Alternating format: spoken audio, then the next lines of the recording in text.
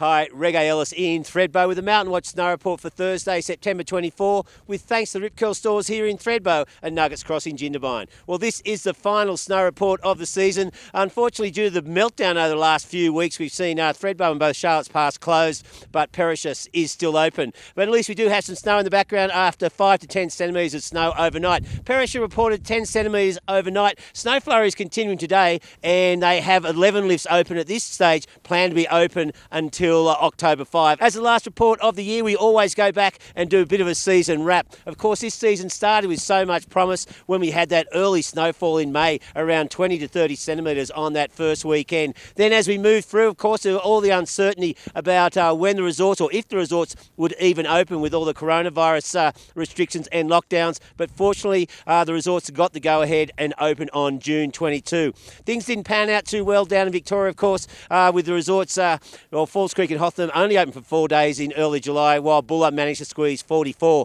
days out of the season.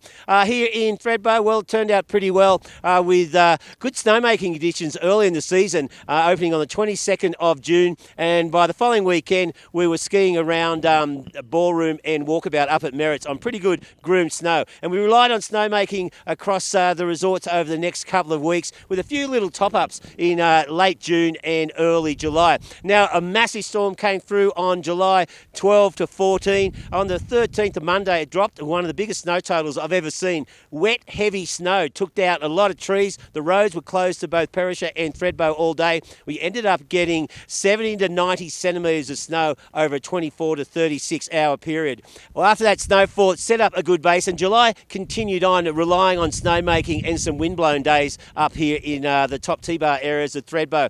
Now, everyone was waiting for that big cold snowstorm, but it didn't happen. We had a couple of wet ones come through. One in particular in early August looked like it was going to dump a lot of snow. Unfortunately, the main rain band tracked to the north of the mountains. We ended up getting around 25 to 35 centimetres above 1,800 metres on the top half of the mountain, but just rain and drizzle down low. Another wet storm followed that.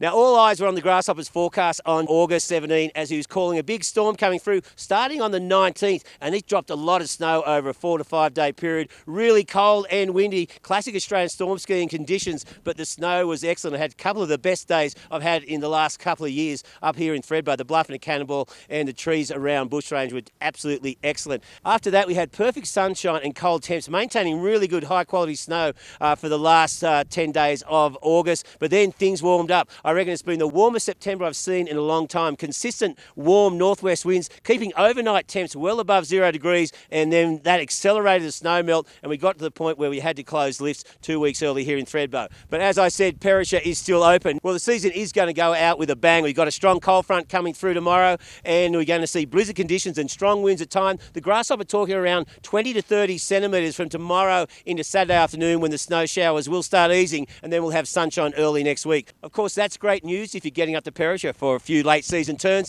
and if you want to head out back, it's going to be pretty good out there for the next few days. And of course, Thredbo is still operating its backcountry tours until October the 11th. This has been Reggae Ellis in Thredbo for the final report of the 2020 season, with thanks to the Rip Curl stores in Thredbo and Nuggets Cross in Jindabyne. See you next winter.